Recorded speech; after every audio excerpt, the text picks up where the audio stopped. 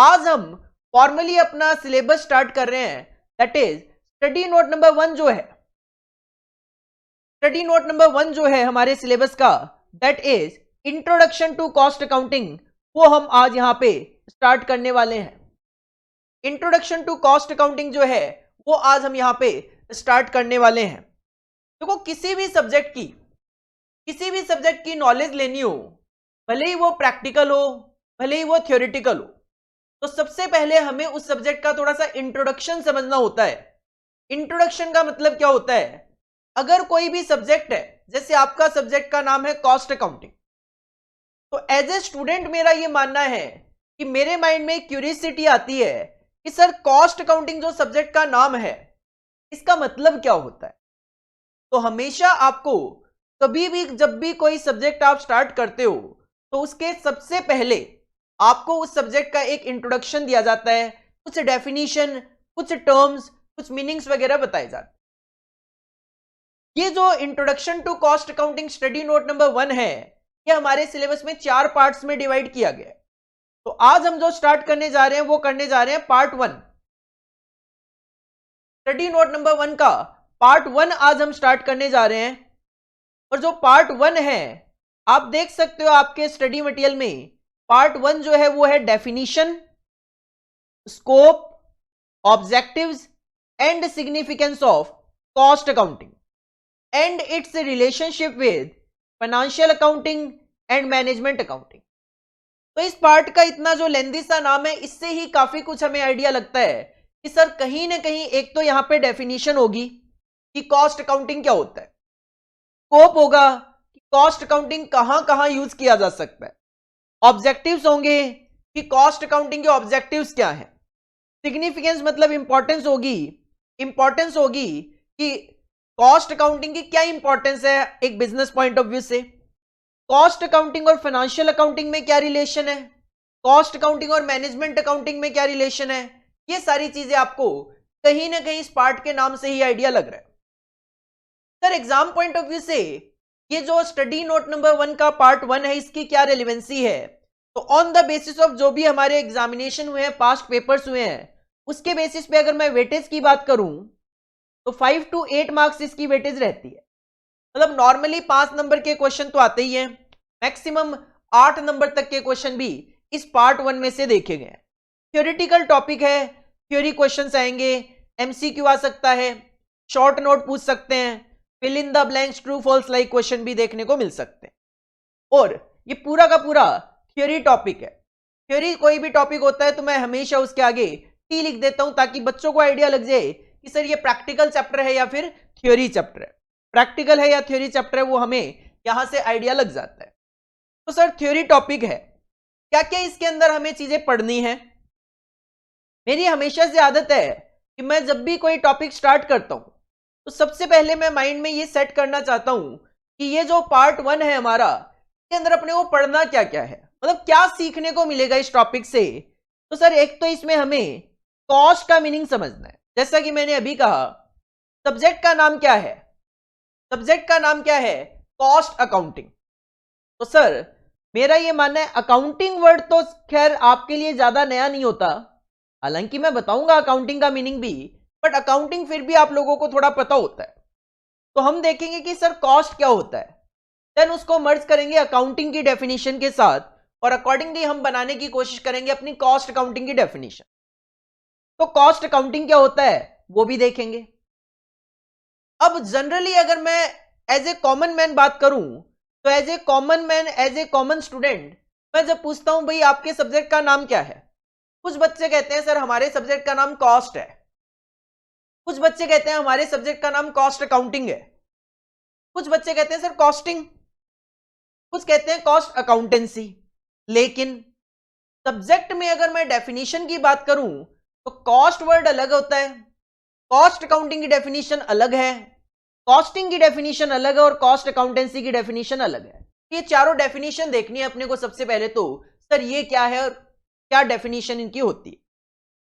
इसके बाद कोई भी सब्जेक्ट जब इंट्रोड्यूस किया जाता है उसके पीछे कोई ना कोई कारण तो होता है, बिना रीजन के कोई भी सब्जेक्ट इंट्रोड्यूस नहीं किया जा सकता। तो कॉस्ट अकाउंटिंग जो है वो क्यों इमर्ज हुआ, मतलब इकोनॉमी में ऐसा क्या हुआ जिसकी वजह से cost accounting as a new subject introduce करने की जरूरत पड़ी। तो वाई कॉस्ट अकाउंटिंग इमर्ज्ड, ये भी हमें जानना है। इसके बाद हम देखेंगे कॉस्ट अकाउंटिंग के ऑब्जेक्टिव्स क्या हैं, जो कि टॉपिक के नाम में भी हैं। सर कॉस्ट अकाउंटेंसी का स्कोप क्या है, कहां कहां इसका एप्लीकेशन किया जाता है इंडस्ट्री में। इसके अलावा हम देखेंगे कॉस्ट अकाउंटिंग और फाइनेंशियल अकाउंटिंग में क्या डिफरेंस है। फाइनेंशियल अकाउंटिंग जो कि आप 11th 12th फाउंडेशन लेवल पे भी पढ़ते हो। देन हम देखेंगे मैनेजमेंट अकाउंटिंग क्या होता है। एक्चुअल में 3 ब्रांचेज होती है अकाउंटिंग की, मेन 3 ब्रांचेज होती है। एक होता है फाइनेंशियल अकाउंटिंग, एक होता है कॉस्ट अकाउंटिंग और एक होता है मैनेजमेंट अकाउंटिंग। तो हमें यहां पे देखना है कॉस्ट अकाउंटिंग और फाइनेंशियल अकाउंटिंग के बीच में डिफरेंस, और साथ में यह भी देखना है कि मैनेजमेंट अकाउंटिंग क्या है और इसका कॉस्ट अकाउंटिंग के साथ क्या डिफरेंस है। तो difference between cost accounting and management accounting, साथ में जो सब्जेक्ट है इसकी क्या इंपॉर्टेंस है, तो कॉस्ट अकाउंटिंग के क्या एडवांटेजेस है, क्या इसकी सिग्निफिकेंस है, इंपॉर्टेंस क्या है, वो हमें देखना है। साथ में हमें देखना है कि ये जो कॉस्ट अकाउंटिंग सिस्टम में अगर एक ऑर्गेनाइजेशन यूज करती है, क्या लिमिटेशंस है, मतलब क्या कमियां आपको देखने को मिल सकती है कॉस्ट अकाउंटिंग के सिस्टम में। देन हम देखेंगे कि अगर एक ऑर्गेनाइजेशन कॉस्ट अकाउंटिंग सिस्टम अपनी ऑर्गेनाइजेशन में इंस्टॉल करना चाह रही है, मतलब मैं कहूं मैंने आज तक कभी कॉस्ट अकाउंटिंग सिस्टम यूज नहीं करा, लेकिन मैं चाहता हूं कि मेरी ऑर्गेनाइजेशन में अब मैं कॉस्ट अकाउंटिंग सिस्टम फॉलो करूं, उसको पहली बार इंट्रोड्यूस करूं अपनी ऑर्गेनाइजेशन में, तो कौन कौन से ऐसे फैक्टर्स हैं जो कि मुझे कंसीडर करने चाहिए, ध्यान में रखने चाहिए, ताकि मेरा जो कॉस्ट अकाउंटिंग सिस्टम है वो सक्सेसफुल हो। और एक सक्सेसफुल कॉस्ट अकाउंटिंग सिस्टम में, एक अच्छे कॉस्ट अकाउंटिंग सिस्टम में क्या क्या फीचर्स होने चाहिए, वो हम देखेंगे features of good cost accounting system. Sequence में अगर मैं बात करूं तो सबसे पहले तो जैसा कि मैंने अभी अभी कहा, सर अकाउंटिंग, देखो अकाउंटिंग वर्ड किसी के लिए नया नहीं है। I think 11th class 12th class foundation level पे आप अकाउंटिंग की डेफिनेशन पढ़ते हो। जब भी मैं बच्चों से पूछता हूं फेस टू फेस क्लासेस में कि बेटा अकाउंटिंग क्या होता है, तो मेरे सामने कई आंसर आते हैं। कुछ बच्चे कहते हैं सर फाइनेंशियल ट्रांजैक्शन जहां पे रिकॉर्ड होते हैं वो अकाउंटिंग होता है। कुछ बच्चे बुकिश डेफिनेशन बताते हैं कि sir recording, classification, summarisation, analyse करना, इंटरप्रेट करना फाइनेंशियल ट्रांजैक्शन को फाइनेंशियल अकाउंटिंग कहलाता है। तो नो डाउट अकाउंटिंग की अगर मैं बात करूं तो अकाउंटिंग आप कह सकते हो कि सर अकाउंटिंग में क्या होती है, रिकॉर्डिंग, अकाउंटिंग में क्या होता है, क्लासिफिकेशन, अकाउंटिंग में क्या होता है, समराइजेशन, देन उस डेटा को किया जाता है इंटरप्रेट, एनालिसिस, और उसके बेसिस पे जो भी आपको कैलकुलेशन बेस्ड कैलकुलेशन करनी है वो आप करते हो। लेकिन मुझे यहां पे अकाउंटिंग की डेफिनेशन से ज्यादा मतलब नहीं है। देखो 3 तरीके की अकाउंटिंग होती है। सर अकाउंटिंग 3 तरीके की होती है, कौन कौन सी, फाइनेंशियल अकाउंटिंग, कौन कौन सी, financial accounting, cost accounting and management accounting. ऐसा बिल्कुल नहीं कहूंगा इसके अलावा कोई अकाउंटिंग नहीं होती, लेकिन मुझे जितनी जरूरत है मैं उसकी बात कर रहा हूं, अपने सिलेबस के पॉइंट ऑफ व्यू से मैं बात कर रहा हूं। सर अकाउंटिंग 3 तरीके की, फाइनेंशियल अकाउंटिंग आप पढ़ते हो 11th 12th foundation, cost accounting पढ़ने वाले हैं, मैनेजमेंट अकाउंटिंग सर थोड़ा बहुत पोर्शन आपको कॉस्ट अकाउंटिंग में भी मैनेजमेंट अकाउंटिंग का दिखेगा। बाकी आपका जो ग्रुप 2 है उसमें पेपर नंबर 10 है कॉस्ट एंड मैनेजमेंट अकाउंटिंग, तो वहां पे आपको डिटेल में थोड़ा मैनेजमेंट अकाउंटिंग पढ़ने को मिलेगा। देखो फाइनेंशियल अकाउंटिंग क्यों है, कॉस्ट अकाउंटिंग क्यों है और मैनेजमेंट अकाउंटिंग क्यों है, मतलब सर तीनों का पर्पज क्या है। आप सबने फाइनेंशियल अकाउंटिंग पढ़ा हुआ होता है। फाइनेंशियल अकाउंटिंग में आपने क्या की होती है, जर्नल एंट्री, उसके बेसिस पे आपने लेजर पोस्टिंग करी हुई होती है, लेजर्स बनाए हुए होते हैं, उसके बेसिस पे आपने ट्रायल बैलेंस बनाए हुए होते हैं, प्रॉफिट एंड लॉस भी बनाते हो, बैलेंस शीट भी बनाते हो। लेकिन फाइनेंशियल अकाउंटिंग का मेन पर्पज क्या है, सर एक बिजनेस की फाइनेंशियल पोजीशन बताना, प्रॉफिट एंड लॉस अकाउंट से नेट प्रॉफिट या लॉस फाइंड आउट करना, और बैलेंस शीट से एक बिजनेस की फाइनेंशियल पोजीशन देखना, क्या मेरे पास एसेट्स है, क्या मेरी लायबिलिटी। लेकिन आप ये जो सब कुछ देखते हो, प्रॉफिट एंड लॉस अकाउंट बनाते हो, बैलेंस शीट होती है, ये किस पॉइंट ऑफ व्यू से होती है?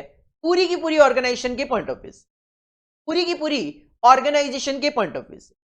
तो फाइनेंशियल अकाउंटिंग का मेन पर्पस क्या होता है? टू फाइंड आउट प्रॉफिट और लॉस ऑफ एन ऑर्गेनाइजेशन। और बैलेंस शीट से आप फाइनेंशियल पोजीशन भी देख सकते हो। लेकिन अगर मैं कहूं एक कंपनी बना रही है दो तरीके के प्रोडक्ट ए और बी, और उस कंपनी का, मान लो एक कंपनी है ए लिमिटेड, और वो दो तरीके के प्रोडक्ट बनाती है, से एग्जांपल पी और क्यू, और अगर मैं इस कंपनी का ए लिमिटेड का आपके सामने प्रॉफिट एंड लॉस अकाउंट रख दूं, और मैं आपसे ये पूछूं प्रोडक्ट पी को बनाने की कॉस्ट क्या है वो देखकर बताओ, और प्रोडक्ट क्यू को बनाने की क्या कॉस्ट आई है वो जरा प्रॉफिट एंड लॉस अकाउंट देखकर बताओ, तो क्या आप बता पाओगे कि प्रोडक्ट पी को बनाने की क्या कॉस्ट आई है, प्रोडक्ट क्यू को बनाने की कॉस्ट क्या आई है प्रॉफिट और लॉस अकाउंट को देखकर? Sir answer is no. Profit and loss account को देखकर आप ये नहीं बता सकते कि प्रोडक्ट बी को बनाने की मेरी क्या कॉस्ट है और प्रोडक्ट क्यू को बनाने की मेरी क्या कॉस्ट है। तो अगर मुझे जानना है कि हर एक प्रोडक्ट जो मैं बनाता हूं उसके लिए मेरी क्या कॉस्ट इनकर हो रही है, सिमिलरली अगर मैं आपसे पूछूं पी को बेचकर क्या प्रॉफिट है, क्यू को बेचकर क्या प्रॉफिट है, अलग अलग बताओ, अगेन आप प्रॉफिट एंड लॉस अकाउंट से दोनों का प्रॉफिट अलग अलग नहीं बता सकते।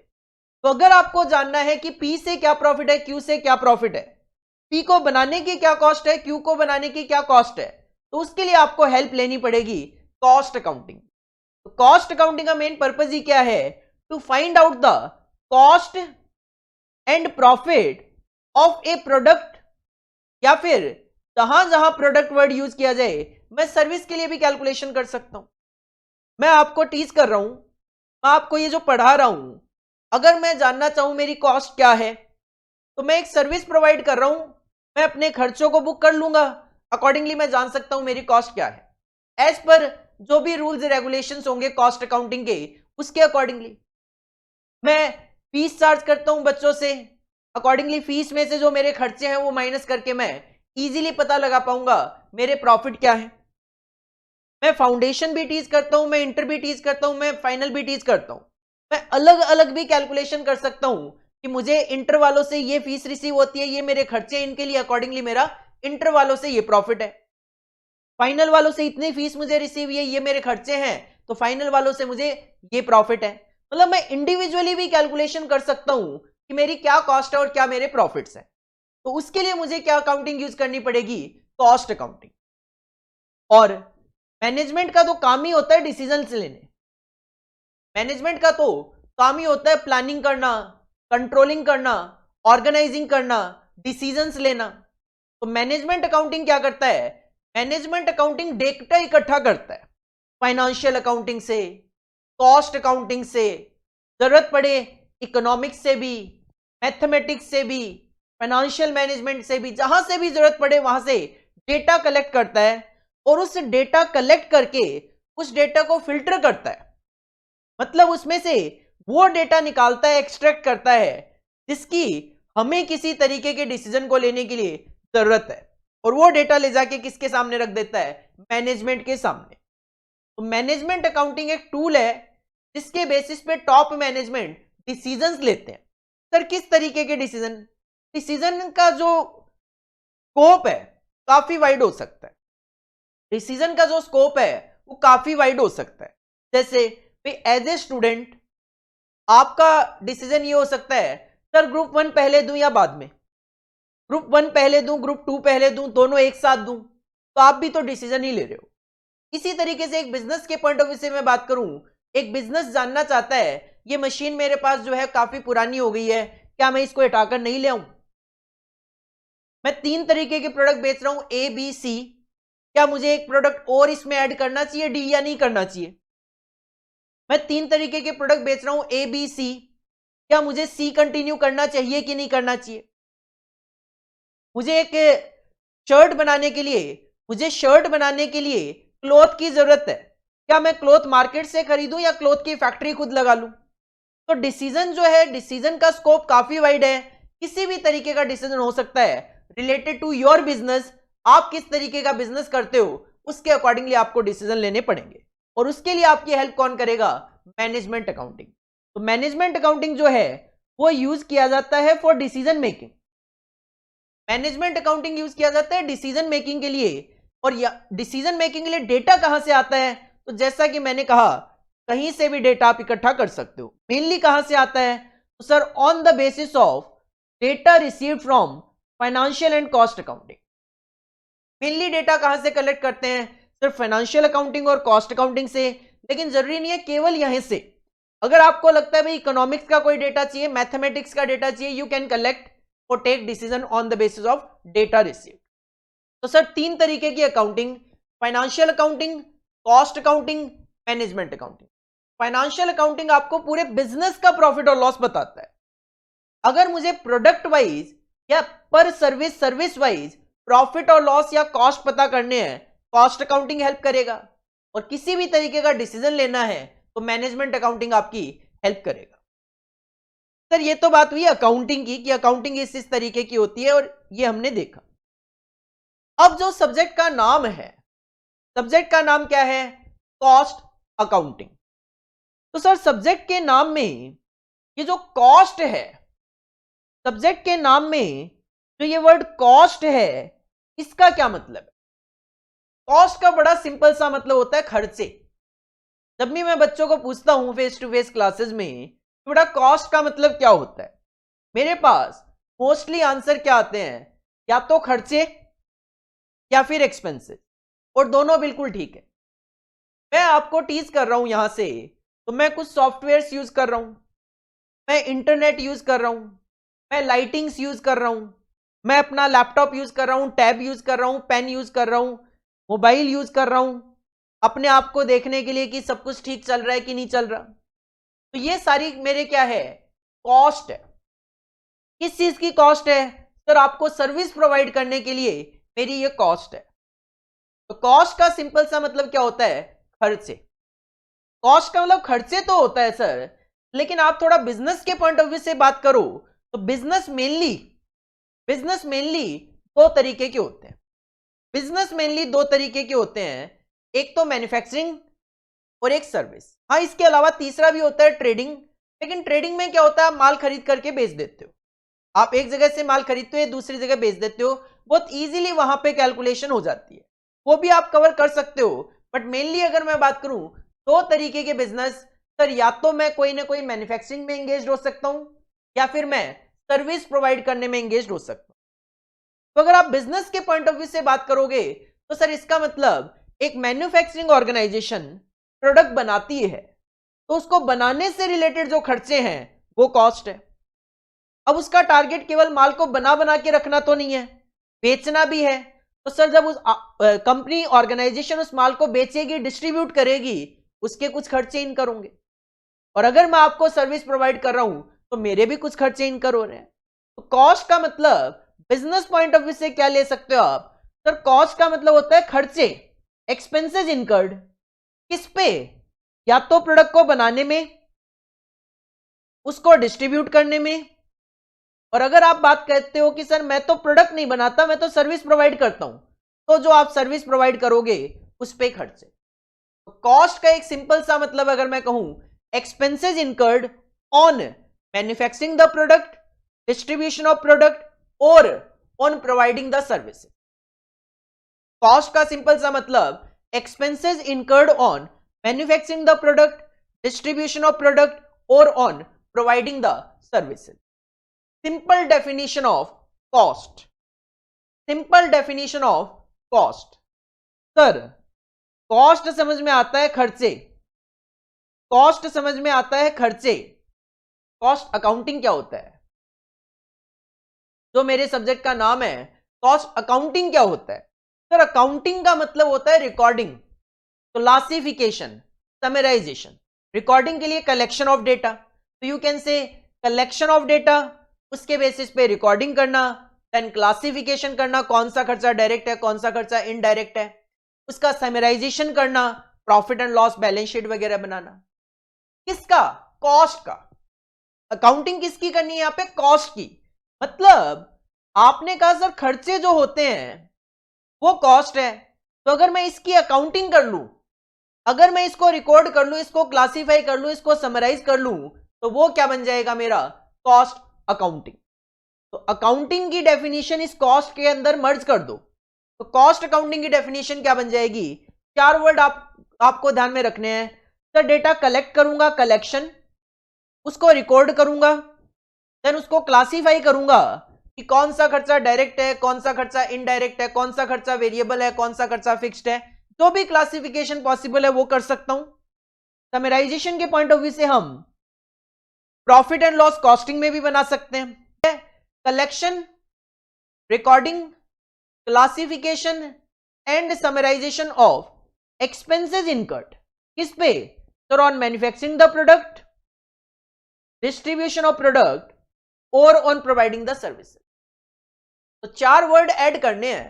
सर डेटा कलेक्ट करूंगा, कलेक्शन, देन उसको रिकॉर्ड करूंगा, रिकॉर्डिंग, क्लासीफाई करूंगा, डायरेक्ट, इनडायरेक्ट, वेरिएबल, फिक्स्ड, जो भी कॉस्ट अकाउंटिंग में क्लासिफिकेशन होते हैं, जो कि हमें as a part study note number 1 का ही थर्ड जो पार्ट है उसमें हमें क्लासिफिकेशन ऑफ कॉस्ट देखना भी है।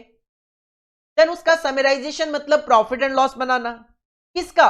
सर कॉस्ट का। Expenses incurred on manufacturing the product, distribution of product और ऑन प्रोवाइडिंग द सर्विस। बस ये जो सिस्टम है अकाउंटिंग का, this system of accounting is known as cost accounting. This system of accounting is known as cost accounting. Cost accounting की definition क्या है? Collection, recording, classification and summarisation of expenses incurred on manufacturing the product, distribution of product or on providing the services. This system of accounting is known as cost accounting. This system of accounting is known as cost accounting. This system of accounting is known as cost accounting. I hope आप सबको cost और cost accounting की definition clear हो गई होगी। Cost क्या है, cost accounting क्या है, ये 2 डेफिनेशन आई थिंक आप सबको क्लियर हो गई होगी। सर कॉस्ट ये है और कॉस्ट अकाउंटिंग ये है।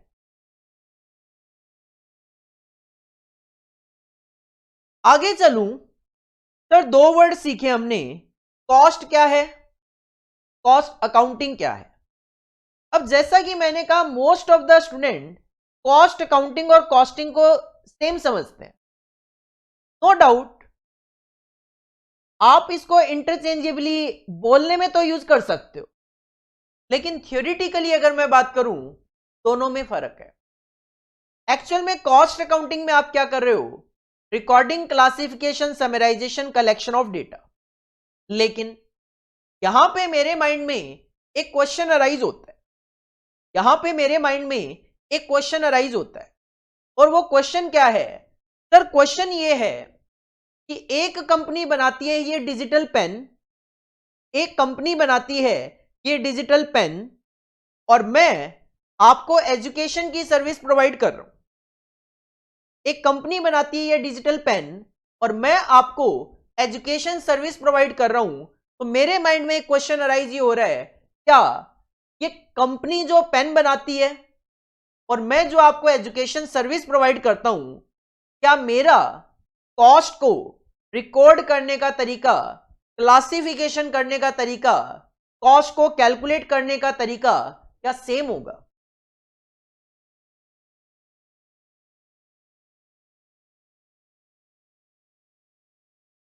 मेरे माइंड में ये क्वेश्चन अराइज होता है कि सर क्या डिजिटल पेन बनाने वाली कंपनी और एक पर्सन जो एजुकेशन सर्विस प्रोवाइड कर रहा है, क्या हमारी दोनों का कॉस्ट कैलकुलेशन का तरीका सेम होगा?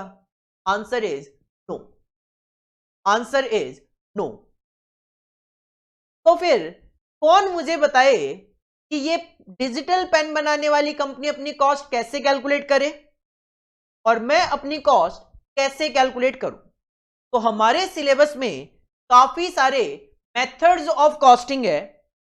एक्चुअल में जो मेथड होता है कॉस्ट को कैलकुलेट करने का, उस मेथड को ही नाम दिया गया है कॉस्टिंग।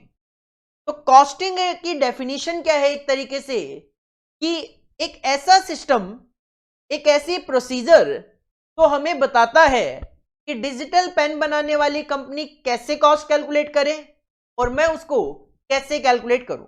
तो ये हमें क्या बताता है, ये हमें बताता है procedure, ascertainment of procedure for calculation of cost in a particular case।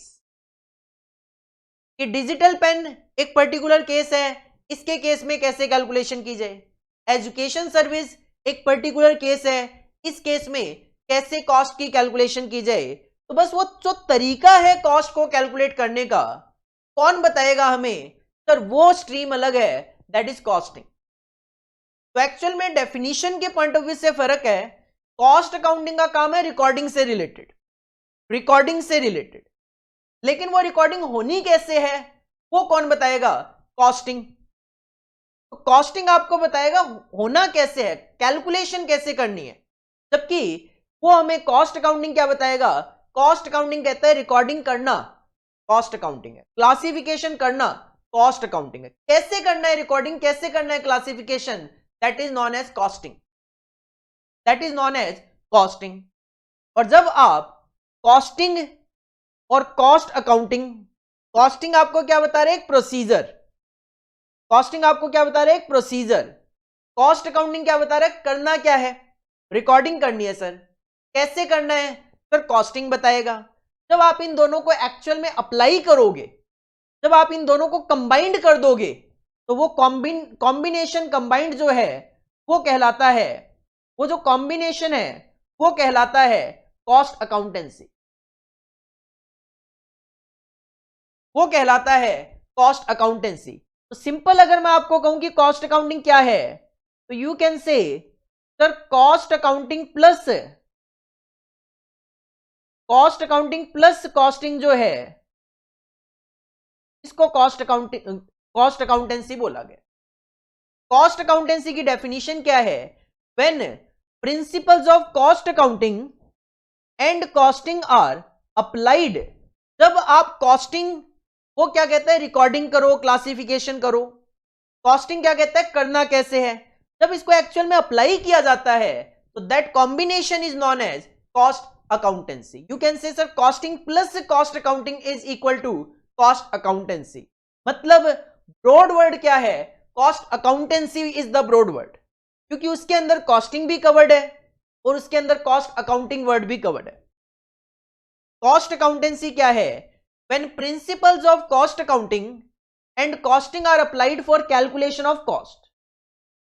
जब आप रिकॉर्डिंग स्टार्ट कर देते हो, जब आप क्लासिफिकेशन करते हो, जब आप समराइजेशन करते हो,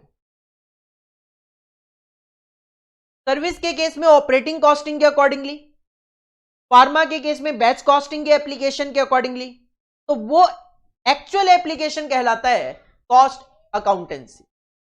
It is known as cost accountancy. It is known as cost accountancy.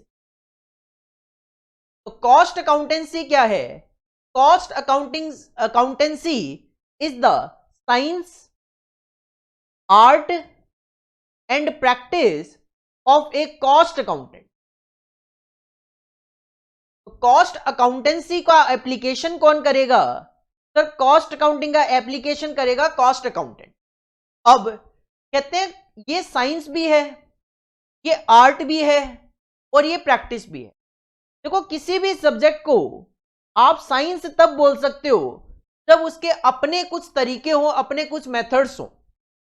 हमारा जो सब्जेक्ट है कॉस्ट अकाउंटिंग, कॉस्ट अकाउंटेंसी जो कि ब्रॉड वर्ड है, ये साइंस है। क्यों है सर, इसमें इनके अपने मेथड्स हैं कि अगर एक पर्सन सर्विस प्रोवाइड करता है तो वो service costing also known as operating costing method use करे। ऑपरेटिंग कॉस्टिंग मेथड कैसे यूज किया जाएगा, अपना सब्जेक्ट बताएगा कैसे यूज करना है, अपना सब्जेक्ट बताएगा कैसे यूज करना है।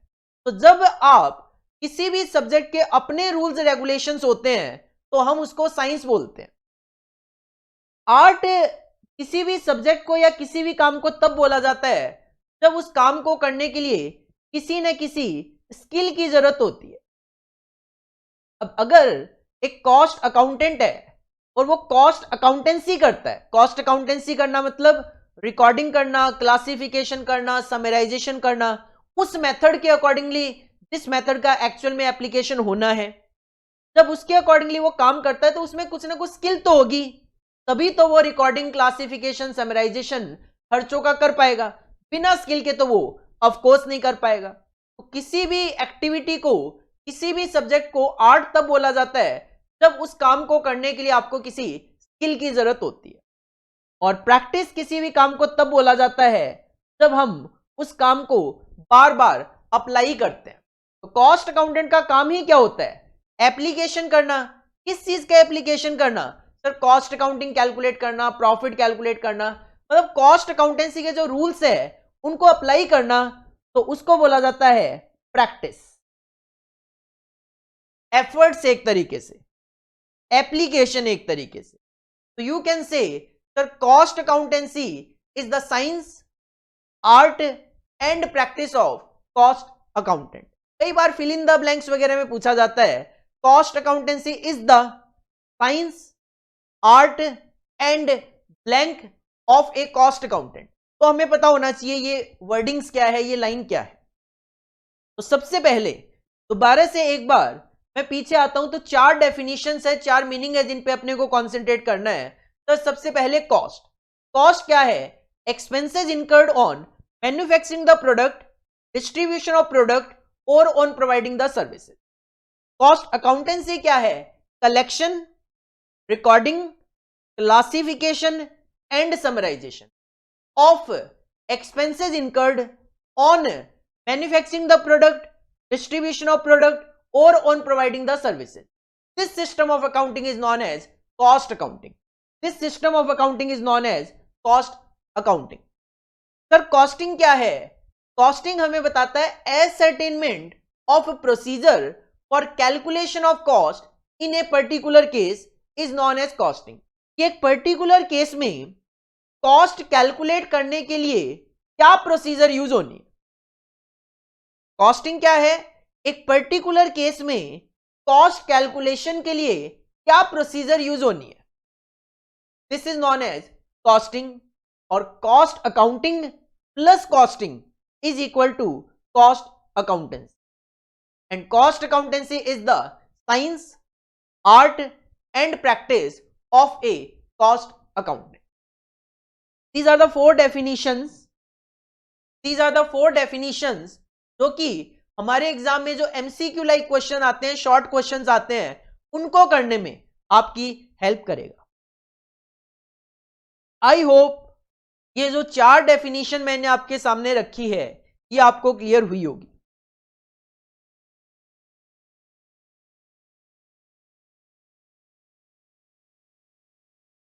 इसके बाद एक क्वेश्चन अराइज होता है, सर फाइनेंशियल अकाउंटिंग था तो सही, फाइनेंशियल अकाउंटिंग था तो सही, फिर ये नया सब्जेक्ट क्यों इंट्रोड्यूस करना पड़ा, हमें क्यों ये नया सब्जेक्ट पढ़ना पड़ा, क्यों इकोनॉमी में ये इंट्रोड्यूस हुआ और क्यों हमें आज इसको पढ़ना पड़ रहा है?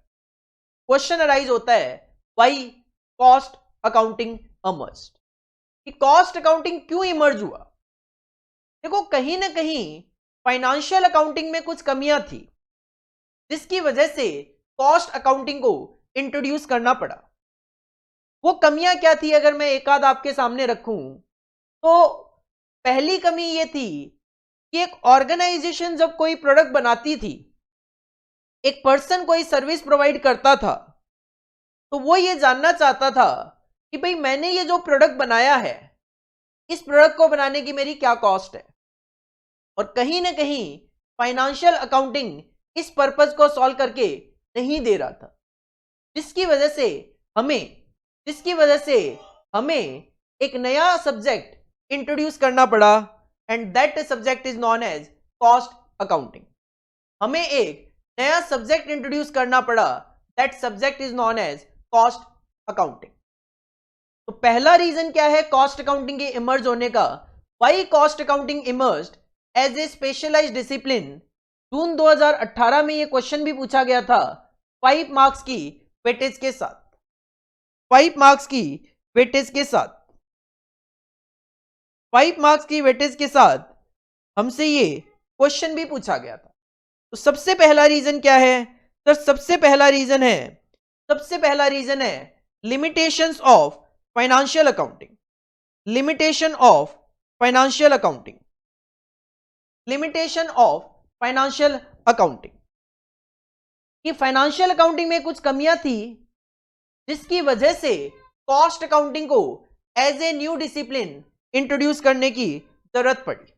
दूसरा, जैसा कि मैंने कहा भाई मैं कोई प्रोडक्ट बनाता हूं तो मैं जानना चाहता हूं भाई मेरी कॉस्ट क्या है, ताकि मैं ये कंपेयर भी कर सकूं कि अगर मेरे ही जैसा कोई प्रोडक्ट और भी बनाता है तो कहीं मेरी कॉस्ट ज्यादा तो नहीं आ रही। मैं अपनी कॉस्ट को कम से कम करना चाहता हूं। तो industry becomes cost consciousness. Industry जो है वो कॉस्ट कॉन्शियसनेस हो गई, मतलब कि ऑर्गेनाइजेशन ये जानना चाहती थी मेरी कॉस्ट कहीं उसके कंपैरिजन में ज्यादा तो नहीं आ रही, कॉस्ट मेरी कम से कम आनी चाहिए। तो accordingly industry becomes cost consciousness. हर कोई ऑर्गेनाइजेशन अपनी कॉस्ट जानना चाहता था, इसकी वजह से कॉस्ट अकाउंटिंग इंट्रोड्यूस करने की जरूरत पड़ी।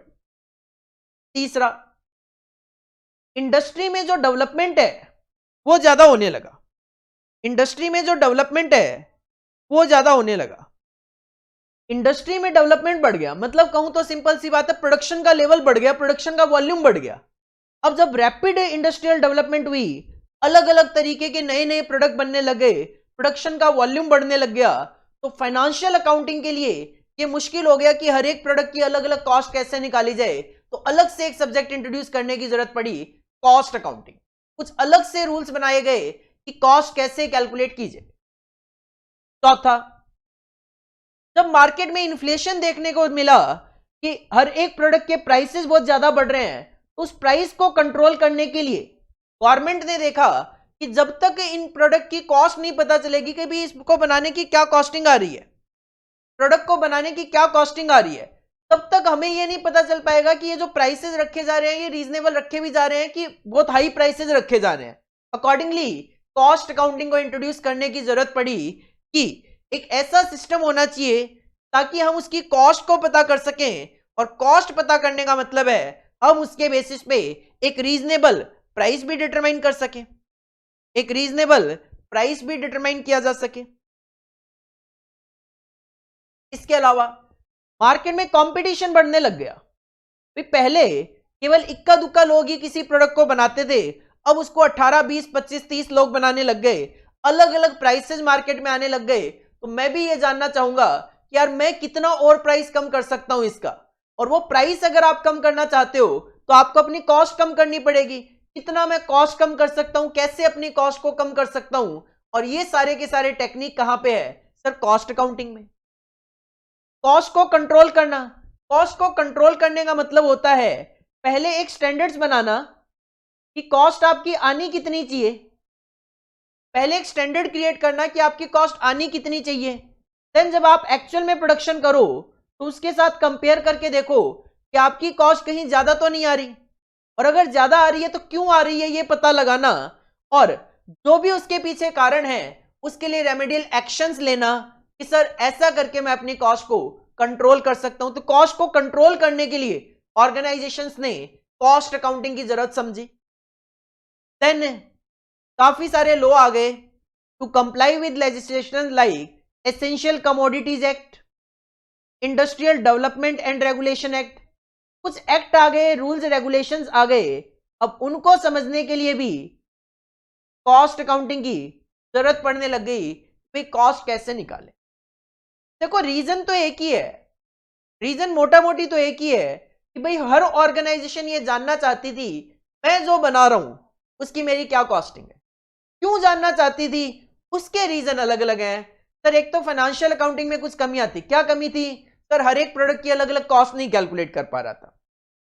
कॉस्ट क्यों जानना चाहते हो सर? इंडस्ट्री कॉस्ट कॉन्शियसनेस हो गई, डेवलपमेंट की वजह से प्राइस राइज ज्यादा हो गया, उसको कंट्रोल करने के लिए कंपटीशन बढ़ गया, तो मैं अपनी कॉस्ट को जानकर उसको कम करना चाहता हूं, कॉस्ट कंट्रोल करना चाहता हूं, जो भी लॉज वगैरह उनके साथ रेगुलेट करना चाहता हूं, उसके साथ कंप्लाई विद करना चाहता हूं। तो ये 7 रीजंस थे जिनकी वजह से कॉस्ट अकाउंटिंग को एज ए सब्जेक्ट अलग से अपने को इंट्रोड्यूस करने की जरूरत पड़ी। कॉस्ट अकाउंटिंग जो है कोई नया नहीं है, कॉस्ट अकाउंटिंग जो है वो बहुत ज्यादा नहीं है, 100-125 साल हुए हैं कॉस्ट अकाउंटिंग को इंट्रोड्यूस हुए। फाइनेंशियल अकाउंटिंग तो फिर भी पुराना है, 14th-15th सेंचुरी से फाइनेंशियल अकाउंटिंग आपका चला आ रहा है। लेकिन अगर मैं कॉस्ट अकाउंटिंग की बात करूं, 20th सेंचुरी का एक नया सब्जेक्ट है, 20th सेंचुरी का एक नया सब्जेक्ट है जिसको ज्यादा टाइम नहीं हुआ, 100-125 साल ही हुए हैं इंट्रोड्यूस हुए। और दीज आर द रीजन जिसकी वजह से इसको इंट्रोड्यूस करने की जरूरत पड़ी। 5 नंबर का क्वेश्चन यू कैन एक्सपेक्ट कि सर दोबारा एग्जाम में रिपीट हो सकता है, क्योंकि थ्योरेटिकल क्वेश्चन एग्जाम में काफी रिपीटेशन होता है। तो 7 पॉइंट्स आपके पास, अगर आप ये 7 पॉइंट्स वहां पे मेंशन करके आते हो, आपको 5 में से 5 नंबर मिल जाएंगे। आई होप ये चीज आपको क्लियर हुई होगी। इसके बाद और आगे चलता हूं तो नेक्स्ट टॉपिक आता है मेरा objectives of cost accounting. Objectives of cost accounting, अभी हम थ्योरी पढ़ रहे हैं, अभी हम अपने सब्जेक्ट को समझ रहे हैं कि एक्चुअल में ये सब्जेक्ट में टर्म्स क्या हैं। अकाउंटिंग पढ़ा कि सर 3 तरीके की अकाउंटिंग होती है, financial accounting, cost accounting, management accounting. हम क्या पढ़ रहे हैं? Cost accounting. कॉस्ट देखा क्या होता है, कॉस्ट अकाउंटिंग क्या होता है, कॉस्टिंग क्या होता है, कॉस्ट अकाउंटेंसी क्या होता है। सर ये सब्जेक्ट क्यों है, मतलब इस सब्जेक्ट का इंट्रोडक्शन के पीछे हिस्ट्री क्या है। सिंपल सी बात करूं, ये सब्जेक्ट क्यों इमर्ज हुआ, हिस्ट्री क्या है इसके पीछे। तो दीज आर द 7 रीजंस कि सर इस वजह से इसको इंट्रोड्यूस करना पड़ा। सर इस सब्जेक्ट के पीछे ऑब्जेक्टिव क्या है। ऑब्जेक्टिव मतलब कि जो कॉस्ट अकाउंटिंग सब्जेक्ट है इसके एप्लीकेशन के पीछे क्या कारण है, मतलब इसको अप्लाई करके मुझे क्या पता लग जाना है। तो सिंपल सी बात यह है, कई बार मैं बच्चों से पूछता हूं, बेटा मेरे हाथ में ये डिजिटल पेन है, तो इस डिजिटल पेन को बनाने की क्या कॉस्ट होगी, या इसका मार्केट में क्या प्राइस होगा, इसका मार्केट में क्या प्राइस होगा। मैं नॉर्मली ये पूछता हूं कि इसका मार्केट में क्या प्राइस होगा। कुछ बच्चों को नॉलेज होती है कि डिजिटल पेन जो है वो महंगे आते हैं, कुछ बच्चे कहते हैं है तो पेन ही, पेन तो 2 रुपए में भी आता है, पेन तो 5 रुपए में भी आता है। तो 2 स्टूडेंट से मैंने पूछा, पहले स्टूडेंट ने कहा सर 50 रुपए, अच्छा लग रहा है, थोड़ा सा ब्लैक कलर का है, थोड़ा लुक वाइज भी ठीक है, 50 रुपए का पेन। दूसरे बच्चे ने कहा सर ये शायद 5,000 रुपए का आता होगा। मतलब 2 स्टूडेंट से मैंने पूछा कि बेटा ये पेन मार्केट में कितने का आता होगा। एक बच्चे ने कहा सर 50 रुपए का आता होगा, जोर मार के कहा 50 रुपए, मतलब ज्यादा से ज्यादा बताने की उसने कोशिश करी। दूसरे बच्चे ने कहा सर अराउंड ये 5,000 का आता है, अराउंड ये 5,000 का आता है। अब दोनों ने इतना इतना डिफरेंस क्यों बताया? सर दोनों ने इसका प्राइस में इतना डिफरेंस इसलिए बताया क्योंकि दोनों को कॉस्ट नहीं पता इसकी, दोनों को इसकी कॉस्ट नहीं पता। देन मैंने कहा मान लो इस पेन को बनाने की मेरी कॉस्ट है 1,500 रुपए, तो इसका मार्केट में क्या प्राइस होना चाहिए। दोनों जगह से मेरे पास सेम आंसर आया, सर 2,000 रुपए होना चाहिए। थोड़ी सी देर पहले जब मैंने पूछा था बच्चों से, बच्चों ने इतना डिफरेंस बताया, और जैसे ही मैंने उनको कहा बेटा इस पेन को बनाने की जो कॉस्ट है वो 1,500 है, दोनों का सेम आंसर आया सर 2,000। जिनका माइंड थोड़ी देर पहले अलग अलग था वो इक्वल हो गया। क्यों हो गया? कि मैंने उनको एक कॉस्ट बता दी।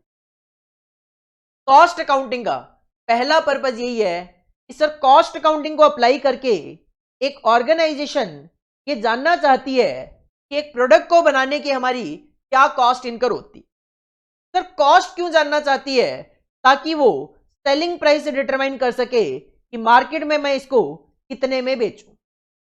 अगर मैंने आपको बोला 1,500 रुपए इस पेन को बनाने की मेरी कॉस्ट है, तो सर आप उसमें अपना प्रॉफिट मार्जिन ऐड करके मार्केट में किस प्राइस पे उसको बेचा जाए ये डिसाइड कर सकते।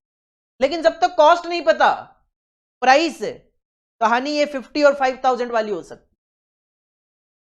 तीसरा, पहला ऑब्जेक्टिव हो गया एसेटमेंट ऑफ कॉस्ट, दूसरा हो गया डिटर्मिनेशन ऑफ सेलिंग प्राइस, तीसरा determine and control efficiency bye setting standards for material, labour and overhead cost. किसी भी प्रोडक्ट को बनाने के लिए किसी भी प्रोडक्ट को बनाने के लिए 3 तरीके के खर्चे मेन होते हैं। किसी भी प्रोडक्ट को बनाने के लिए 3 खर्चे लगते हैं जिनको कॉस्टिंग अकाउंटिंग में एलिमेंट्स ऑफ कॉस्ट बोला जाता है, और वो एलिमेंट ऑफ कॉस्ट होते हैं 3। मटेरियल, सर बिना मटेरियल के आप किसी प्रोडक्ट को थोड़ी ना बना लोगे। मटेरियल पड़ा पड़ा तो अपने आप प्रोडक्ट में कन्वर्ट नहीं हो जाएगा जब तक एक पर्सन उस पर काम नहीं करेगा, मतलब लेबर नहीं लगाएगा। केवल और केवल मटेरियल लेबर से बात नहीं बनती, केवल और केवल मटेरियल लेबर से बात नहीं बनती, कुछ अदरवाइज भी खर्चे होते हैं, ओवरहेड के खर्चे भी होते हैं। मान लो मुझे एक टेबल बनवानी है, मुझे एक टेबल बनवानी है, वुड की, लकड़ी की टेबल बनवानी है। मैंने क्या किया, एक रूम के अंदर लकड़ी लाके रख दी और एक कारपेंटर को ले आया, उसको वहां पे बिठा दिया और मैंने उसको बोला भाई साहब इस लकड़ी की टेबल बना दो जरा। कोई वेंटिलेशन नहीं था रूम में, मैं लाइट वगैरह बंद करके निकल लिया। मैंने कहा भाई साहब टेबल बना देना। ना उसको मैंने फेविकॉल दिया, ना मैंने उसको नेल स्कील्स वगैरह दी, ना मैं उसको लाइटिंग प्रोवाइड करवा रहा हूं, तो क्या वो प्रोडक्ट बना लेगा, टेबल बना देगा? Answer is no. सर केवल मटेरियल लेबर से बात नहीं बनती, केवल वुड दे दूंगा, कारपेंटर को बिठा दूंगा, कोई जादू थोड़ी ना करेगा कि टेबल बना देगा जादू से, नहीं, तो लाइटिंग वगैरह की जरूरत भी पड़ेगी, मतलब कुछ अदर एक्सपेंसेस भी लगेंगे, कुछ इनडायरेक्ट नेचर के खर्चे भी होते हैं, और उनको क्या बोला जाता है, उसको बोला जाता है ओवरहेड कॉस्ट। डिटेल में हम डिस्कस करेंगे। हमारा जो स्टडी नोट नंबर 2 है, उसका नाम ही ascertainment of cost, element of cost है। उसमें आप 3 चैप्टर देखोगे, मटेरियल कॉस्ट अलग, labour that is employ cost अलग, ओवरहेड कॉस्ट अलग। मटेरियल पे कॉस्ट अकाउंटिंग स्टैंडर्ड 6 अप्लाई होता है, labour that is employ cost पे कॉस्ट अकाउंटिंग स्टैंडर्ड 7 अप्लाई होता है, ओवरहेड कॉस्ट पे कॉस्ट अकाउंटिंग स्टैंडर्ड 3 अप्लाई होता है। तो वहां पे कॉस्ट अकाउंटिंग स्टैंडर्ड के अकॉर्डिंगली रूल्स रेगुलेशन है, उनको अप्लाई करके हम मटेरियल लेबर ओवरहेड की कॉस्ट भी कैलकुलेट करना सीखें। ओवरहेड का सिंपल सा मतलब मैं यहां पे कहूं तो सर जहां पे भी ओवरहेड वर्ड आए समझ जाना वो आपसे इनडायरेक्ट खर्चों की बात कर रहा है। ओवरहेड मतलब वो आपसे इनडायरेक्ट खर्चों की बात करना चाह रहा है। तो सर यहां पे ये ऑब्जेक्टिव में क्या कह रहा है, ये कह रहा है determine and control efficiency. Efficiency की अगर मैं बात करूं, मान लो मैं आपको कहूं कि 1 घंटे में 10 यूनिट बना देना, 1 घंटे में 10 यूनिट बना के देना, लेकिन आप उस 1 घंटे में केवल और केवल 8 यूनिट ही बना पाते हो। मैंने आपको कहा था 1 घंटे में 10 बनाना, आप 1 घंटे में केवल 8 यूनिट ही बना के दे पाते हो, मतलब आपने 8 ही बनाई जबकि मैंने 10 बोला था।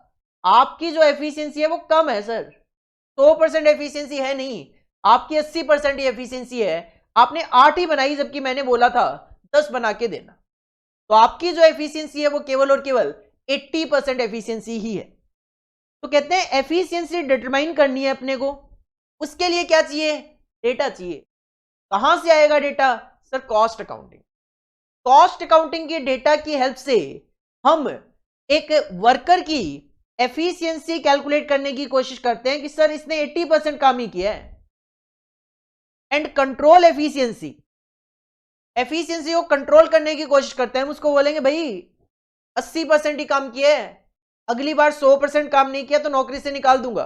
ये क्या है, कंट्रोल करना। ये क्या है, कंट्रोल करना। तो डिटरमाइन एंड कंट्रोल एफिशिएंसी कैसे, बाय सेटिंग स्टैंडर्ड्स। स्टैंडर्ड्स का मतलब होता है कितना होना चाहिए, स्टैंडर्ड्स का मतलब होता है कितना होना चाहिए।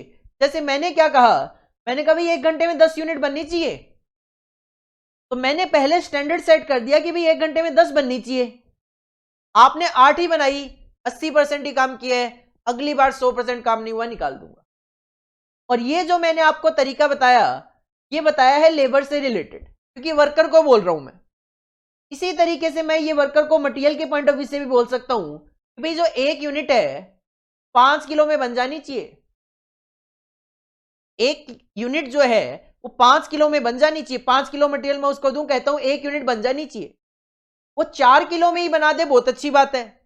6 किलो लेकर बनाए, वेस्टेज ज्यादा करे मटेरियल का, तो कहीं ना कहीं उसकी एफिशिएंसी कम है। वो कैसे पता चलेगी? पहले मैं उसको बता दूं कितना होना चाहिए, फिर चेक कर लूं उसने एक्चुअल में कितना यूज किया। सिमिलरली जो ओवरहेड है, ये खर्चा होता है, मैं उसको बोल दूं कि भाई 1 यूनिट बनाए, 5 रुपए से ज्यादा खर्चा नहीं आना चाहिए। अगर 4 रुपए आया बहुत अच्छी बात है, 6 आया तो उसको आगे से बोलूंगा भाई सावधान, अगर नेक्स्ट टाइम इस तरीके से आपने काम नहीं किया नौकरी से निकाल दूंगा। तो ऑब्जेक्टिव ऑफ कॉस्ट अकाउंटिंग में तीसरा ऑब्जेक्टिव क्या है सर? एफिशिएंसी डिटरमाइन करना और एफिशिएंसी को कंट्रोल भी करना। और वो कैसे किए जाते हैं? सेटिंग स्टैंडर्ड्स, स्टैंडर्ड सेट करके। किस चीज के स्टैंडर्ड सेट किए जाते हैं सर? खर्चों के। सर मटेरियल का स्टैंडर्ड सेट कर सकते हो, लेबर का स्टैंडर्ड सेट कर सकते हो, ओवरहेड का स्टैंडर्ड सेट कर सकते हो। देखना है अपने को पूरा का पूरा स्टैंडर्ड कॉस्टिंग के टॉपिक में। आपका जो स्टडी नोट नंबर 6 है, टेक्निक्स ऑफ कॉस्टिंग, उसमें अपने को स्टैंडर्ड कॉस्टिंग का टॉपिक भी देखना है कि एक ऑर्गेनाइजेशन स्टैंडर्ड बनाती है, एक्चुअल से कंपेयर करती है, accordingly they can determine differences between standard and actual. पहला ऑब्जेक्टिव हो गया सर एसरटेनमेंट ऑफ कॉस्ट, दूसरा ऑब्जेक्टिव हो गया डिटर्मिनेशन ऑफ सेलिंग प्राइस, तीसरा ऑब्जेक्टिव हो गया आपका determination and control of efficiency bye setting standards for material, labour and overheads. इसके अलावा एक ऑर्गेनाइजेशन अपनी कॉस्ट को कंट्रोल करना चाहती है। कि कॉस्ट कंट्रोल जो है ये सिमिलर टू एफिशिएंसी को कंट्रोल करने से रिलेटेड ही है। क्योंकि कॉस्ट कंट्रोल में भी क्या होता है, ऑर्गेनाइजेशन स्टैंडर्ड्स बनाती है कि 5 रुपए की कॉस्ट से ज्यादा नहीं आना चाहिए। जैसे हुआ क्या, यहां पे मैंने आपको मटेरियल की क्वांटिटी से रिलेट करवाया, लेकिन जब कॉस्ट कंट्रोल की बात आती है तो यहां पे क्वांटिटी नहीं, हम स्पेसिफिकली कॉस्ट को कंट्रोल करने की कोशिश करते हैं। हम कहते हैं 5 रुपए की कॉस्ट आनी चाहिए। अगर बाई चांस 6 रुपए की कॉस्ट आ गई तो पता करेंगे क्यों आई 6 रुपए की कॉस्ट, 1 रुपए की कॉस्ट ज्यादा क्यों आई, और फ्यूचर में उसको कंट्रोल करने की कोशिश करेंगे। या फिर मेरी प्रोडक्ट की बनाने की कॉस्ट है मान लो 10 रुपए, मेरा जो कॉम्पिटिटर है उसके बनाने की कॉस्ट है 8 रुपए, मैं जब प्रोडक्ट बनाता हूं 10 रुपए कॉस्ट आती है, और मुझे पता लगता है कि मेरा जो कॉम्पिटिटर है वो वही चीज 8 रुपए में बना लेता है, तो मैं कोशिश करूंगा अपनी कॉस्ट को कम करने की। तो कॉस्ट कंट्रोल नॉर्मली तब यूज किया जाता है जब आप पहले एक स्टैंडर्ड सेट करते हो, एक्चुअल को उसके साथ कंपेयर करते हो और देखते हो कि इतनी मेरी कॉस्टिंग ज्यादा है और उसके अकॉर्डिंगली मैं उसको कंट्रोल करने की कोशिश करूं। लेकिन जब मैं अपनी कॉस्ट को इंडस्ट्री में कंपेयर करता हूं कि यार मेरी कॉस्टिंग तो ज्यादा आ रही है उनके कंपैरिजन में, तो मैं अपनी कॉस्ट को जब परमानेंटली रिड्यूस करने की कोशिश करता हूं, परमानेंटली मतलब मटेरियल कोई दूसरा चेंज करके, वर्कर्स बेटर यूज करके, तो ज्यादा प्रोडक्टिविटी जनरेट कर सके, परमानेंट अगर रिडक्शन में करने की कोशिश करता हूं तो उसको बोला जाता है कॉस्ट रिडक्शन। इसके अलावा अगर आप अपने प्रोडक्ट की कॉस्ट निकालना चाहते हो, सेलिंग प्राइस निकालना चाहते हो, तो आप इजीली प्रॉफिट भी निकाल सकते हो। मैं कहता हूं सर बनाने की कॉस्ट है 5 रुपए, बेचा है 8 रुपए में, बनाने की कॉस्ट है 5 रुपए में, बेच दिया 8 रुपए में, तो सर सिंपल सी बात है 3 रुपए आपका प्रॉफिट है। तो कॉस्ट अकाउंटिंग का ऑब्जेक्टिव प्रॉफिट कैलकुलेट करना भी है, हर एक प्रोडक्ट से अलग अलग, हर एक सर्विस का अलग अलग। इसके अलावा जैसे कि स्टार्टिंग में मैंने बताया मैनेजमेंट अकाउंटिंग डिसीजन मेकिंग के लिए डेटा कहां से कलेक्ट करता है सर? फाइनेंशियल अकाउंटिंग और कॉस्ट अकाउंटिंग से। तो इसका मतलब कॉस्ट अकाउंटिंग से भी तो कलेक्ट करता है, मतलब कॉस्ट अकाउंटिंग असिस्ट करता है, हेल्प करता है मैनेजमेंट अकाउंटिंग की, किसमें? इन मैनेजरियल डिसीजन मेकिंग। मैनेजमेंट को डिसीजन मेकिंग के लिए डेटा चाहिए, कहां से सर? कॉस्ट और फाइनेंशियल अकाउंटिंग। इसके अलावा आपके पास बच गया लास्ट में स्टॉक। मान लो आप मंथली बेसिस पे स्टॉक कैलकुलेशन कर रहे हो और आप कहते हो सर 31 जनवरी को मेरे पास 5000 यूनिट स्टॉक में बच गई, तो उसकी वैल्यू क्या है, उसकी कॉस्ट क्या है, कैलकुलेट करने में कॉस्ट अकाउंटिंग हमारी हेल्प करता है। और कॉस्ट अकाउंटिंग में रूल ये है, कॉस्ट अकाउंटिंग में इन्वेंट्री वैल्यूएशन का रूल ये है कि valuation of inventory cost basis पे होता है। आप लोगों ने फाइनेंशियल अकाउंटिंग में भी वैल्यूएशन ऑफ इन्वेंट्री पढ़ा होगा, और वहां पे आपने पढ़ा होगा कॉस्ट और NRV whichever is lower. Cost और NRV whichever is lower. ये आपने कॉन्सेप्ट पढ़ा हुआ होगा अकाउंटिंग स्टैंडर्ड 2 के अंदर, फाइनेंशियल अकाउंटिंग में। बट हमारे यहां पे ऐसा कोई कॉन्सेप्ट नहीं चलता। हमारे यहां पे केवल और केवल कॉस्ट कॉन्सेप्ट चलता है कि हम जो इन्वेंट्री का वैल्यूएशन करते हैं वो केवल और केवल कॉस्ट बेसिस पे वैल्यूएशन करते हैं। अगर मैं कहता हूं एक यूनिट को बनाने की मेरी कॉस्ट है 5 रुपए और मेरे पास बच गई 1000 यूनिट, तो सर 5 इंटू 1000 5000 रुपए मेरी इन्वेंट्री का वैल्यू है। तो these are the 7 objectives of cost accounting. Sir क्या क्या ऑब्जेक्टिव है? ascertainment of cost, determination of selling price, determine and control efficiency by setting standards for material, labor and overheads, cost control and cost reduction, ascertainment of profit of each activity, assisting in managerial decision making and to determine the value of inventory। Exam में question आएगा 5 number की weightage का आएगा, आपके पास 7 points हैं, आप इसमें से 5, 6 या 7 जितने भी आपको याद हो लिखोगे, आपको 5 आउट ऑफ 5 मार्क्स वहां पे मिलने के चांसेस हैं, अगर 100% एक्यूरेसी के साथ आप लिखते हो तो।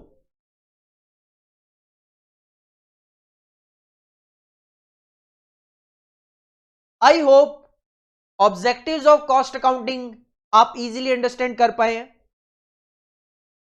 ऑब्जेक्टिव्स ऑफ कॉस्ट अकाउंटिंग आप इजीली समझ पाए हैं। एग्जाम में अगर क्वेश्चन आता है तो देखो या तो एज ए शॉर्ट नोट आ सकता है, लाइक क्वेश्चन साफ साफ बोल देगा state the objective of cost accounting. ठीक है, वेटेज क्या है? अगर 5 नंबर की वेटेज है, सातों के सातों पॉइंट लिख देना। कम वेटेज है तो अकॉर्डिंगली आप कम पॉइंट भी वहां पे मेंशन कर सकते। एक मैच द फॉलोइंग में हमारे एग्जाम में क्वेश्चन आया हुआ भी है, दिसंबर 2017 में एक क्वेश्चन आया। कॉलम 1 में होता क्या है, जब मैच द फॉलोइंग आता है तो कॉलम 1 में काफी सारे आइटम होते हैं, नॉर्मली 5 आइटम होते हैं, और कॉलम 2 में 5 या कई बार उससे ज्यादा भी होते हैं, कंफ्यूज करने के लिए, ताकि आप सारे के सारे ऐसे मैच ना कर सको कि आपको 4 आते हो मान ले, तो 5वां जो है वो आपको ऑटोमेटिक पता चल जाता है कि भाई अब इसके लिए यही बचा हुआ है। कई बार क्या होता है, कॉलम 1 में आपको 5 आइटम, कॉलम 2 में 7, 8, 10 आइटम दे दिए जाते हैं, उनको मैच करना होता है। जो मैंने आपको अभी पढ़ाया है उससे रिलेटेड एक बात करूं तो कॉलम 1 में लिखा हुआ था ऑब्जेक्टिव ऑफ कॉस्ट अकाउंटिंग, और कॉलम 2 में ये चीजें लिखी हुई थी, high initial cost, classification of cost, determine the value of closing inventory in terms of completed unit. What will be the correct answer? What will be the correct answer? Cost accounting का objective क्या है? Initial cost ज्यादा होना, classification of cost, valuation of inventory, determination, या फिर इन terms of completed units?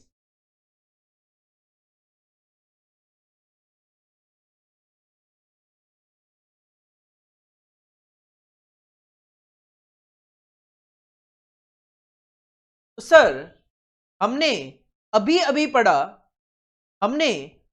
पढ़ा कि objective of cost accounting में ना तो हाई इनिशियल कॉस्ट नाम की कोई चीज होती है, ना कोई क्लासिफिकेशन ऑफ कॉस्ट हमने पढ़ा, ना in terms of completed units पढ़ा।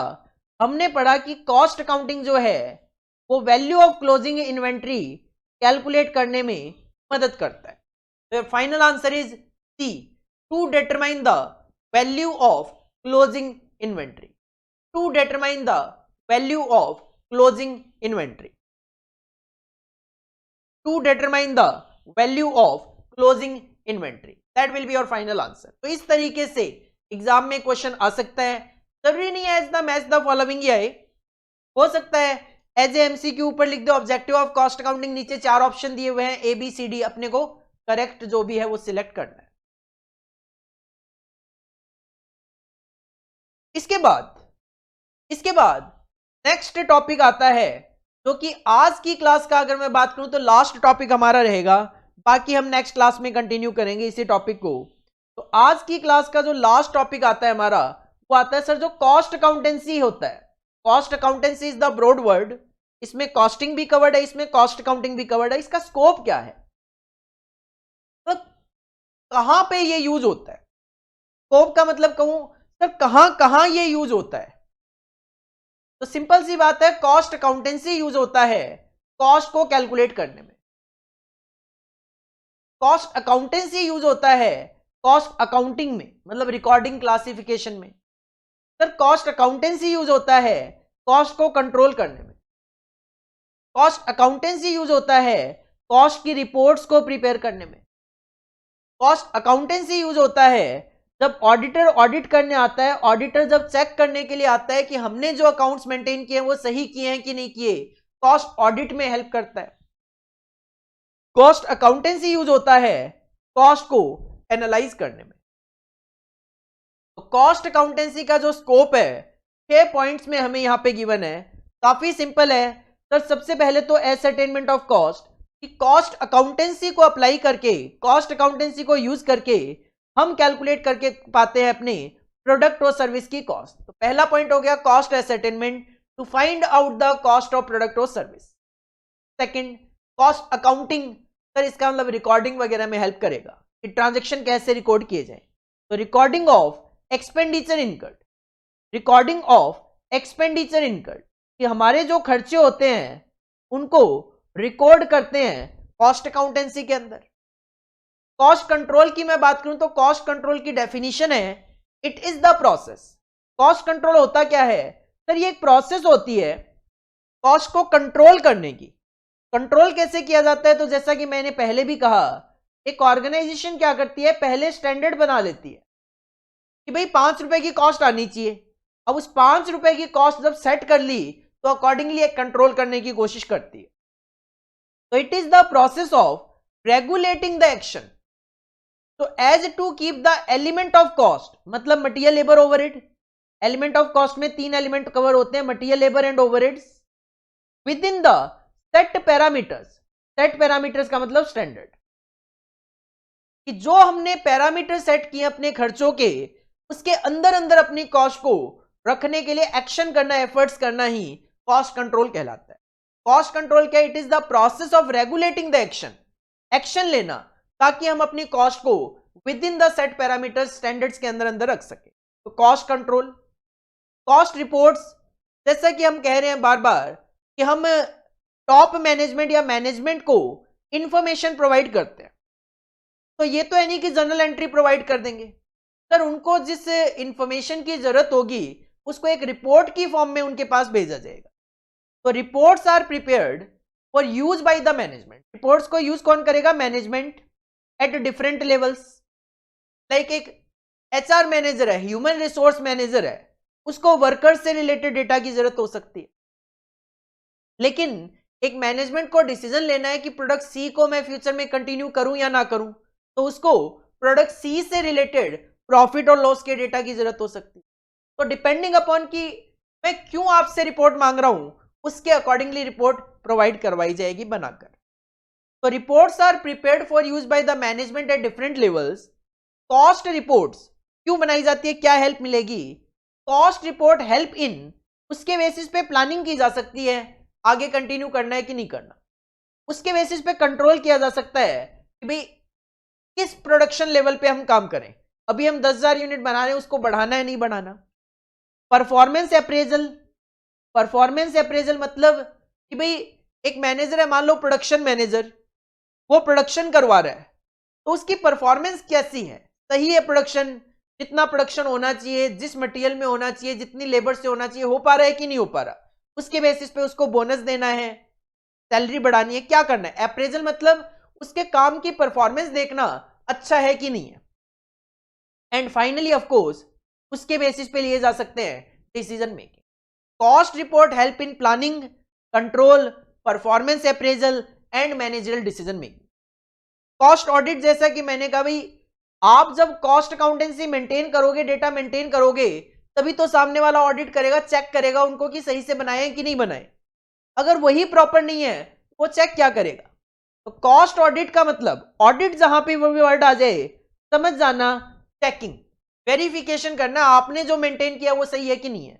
और अगर ये कॉस्ट ऑडिट है मतलब आपने जो कॉस्ट अकाउंटिंग मेंटेन करी है, कॉस्ट का जो डेटा मेंटेन करा हुआ है वो सही है या नहीं है, इस चीज को चेक करना, इस चीज को वेरीफाई करना।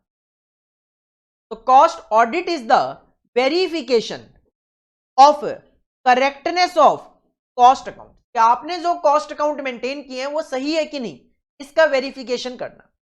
Its purpose is not only to ensure arithmetic accuracy of cost record, केवल ये चेक करना नहीं कि आपकी कैलकुलेशन ठीक है कि नहीं है, but also to see the principle and rules have been applied correctly.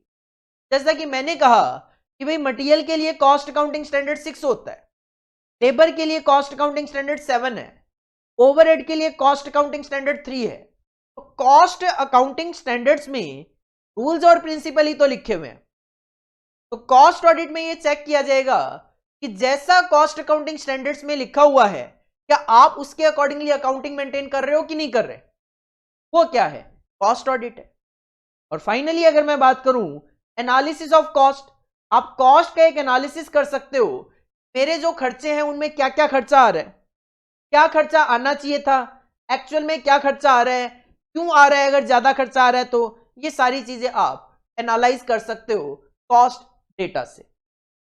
तो एनालिसिस ऑफ कॉस्ट क्या है, ये भी एक प्रोसेस है, process of locating the factors responsible for difference in actual cost from the budgeted cost. आपने एक budget set किया, बजट का मतलब होता है एस्टिमेशन सेट किया कि 20 रुपए की कॉस्ट आनी चाहिए, एक्चुअल में 25 रुपए आई, 5 रुपए ज्यादा आई, क्यों आई, उसका एनालिसिस करना। And fixing up of responsibility for difference in cost, और अगर ये 5 रुपए की कॉस्ट ज्यादा आई है, who is the responsible person for it, उसको पूछो भाई 5 रुपए की कॉस्ट ज्यादा क्यों आई, परचेज मैनेजर है, परचेज मैनेजर है, परचेज मैनेजर की रिस्पॉन्सिबिलिटी थी मटेरियल को खरीदना है 5 रुपए पर केजी में, एक्चुअल में उसने 6 रुपए पर केजी पूछा। Purchase manager is responsible for this 1 rupee difference, उससे पूछो भाई 1 रुपए क्यों ज्यादा दिया आपने, मतलब क्या ऐसा हुआ मार्केट में, क्या ऐसी सिचुएशन आई कि 1 रुपए ज्यादा आ गया। अब 2 सिचुएशन क्रिएट करता हूं, वो कहते हैं सर जीएसटी बढ़ गया था, इस वजह से ये 1 रुपए का खर्चा ज्यादा आया। परचेज मैनेजर की कोई गलती नहीं है, भाई जीएसटी बढ़ाना कम करना गवर्नमेंट का काम है, बढ़ा दिया, मेरी कॉस्टिंग 1 रुपए की ज्यादा है, इंडस्ट्री में सबकी ज्यादा ही होगी, इंडस्ट्री में सबकी कॉस्ट ज्यादा ही होगी। लेकिन मैं कहता हूं एक्चुअल में प्लानिंग में गड़बड़ ये रह गई कि मैंने ये मटेरियल जल्दीबाजी में परचेज किया, इमरजेंसी में ऑर्डर प्लेस किया, इसकी वजह से ये 1 रुपए की कॉस्ट ज्यादा आई है। This is the organisation fault कि ऑर्गेनाइजेशन ने स्टॉक प्रॉपर्ली क्यों मेंटेन नहीं करा, क्यों इमरजेंसी में उसको ऑर्डर प्लेस करने की जरूरत पड़ रही है। उसके लिए फ्यूचर में एक्शन लिए जाएंगे, रेमेडियल एक्शन लिए जाएंगे कि प्रॉपर हमें स्टॉक मेंटेन करना चाहिए। It provides better cost management and helps in taking strategic decision, और इसके बेसिस पे स्ट्रेटेजी के डिसीजन जो है वो आप बेटर तरीके से ले सकते हो। जैसे मैंने अभी क्या कहा, मैंने कहा भाई आप फ्यूचर में ये डिसाइड करोगे कि हमें प्रॉपर स्टॉक रखना चाहिए, ये डिसीजन ही तो। कॉस्ट अकाउंटेंसी का जो स्कोप है वो हम यहां पे 6 पॉइंट में डिस्कस कर सकते हैं। तो पहला कॉस्ट एसेटेनमेंट, दूसरा कॉस्ट अकाउंटिंग, तीसरा cost control, fourth is cost reports, fifth is cost audit and sixth is cost analysis, sixth is cost analysis. आज जो है आज का डिस्कशन हम यहीं पे फिनिश करेंगे। एक बार रीकैप करता हूं फिर से कि सर हमने क्या स्टार्ट किया आज। हमने आज study note number 1 introduction to cost accounting का part number 1 definition, scope, objectives and significance of cost accounting and its relationship with financial accounting and management accounting start किया। एग्जाम पॉइंट ऑफ व्यू से ये एक theory topic है, exam में आप 5 से 8 number तक की वेटेज एक्सपेक्ट कर सकते हो। दीज आर द 12 टॉपिक्स जो कि हमें टोटलिटी में यहां पे कवर करने हैं, जिसमें से मैंने आपको 7 टॉपिक्स करवा दिए। 7 टॉपिक्स मैंने आपको करवा दिए यहां पे। अकाउंटिंग क्या होती है सर, 3 तरीके की अकाउंटिंग होती है, financial accounting, cost accounting, management accounting.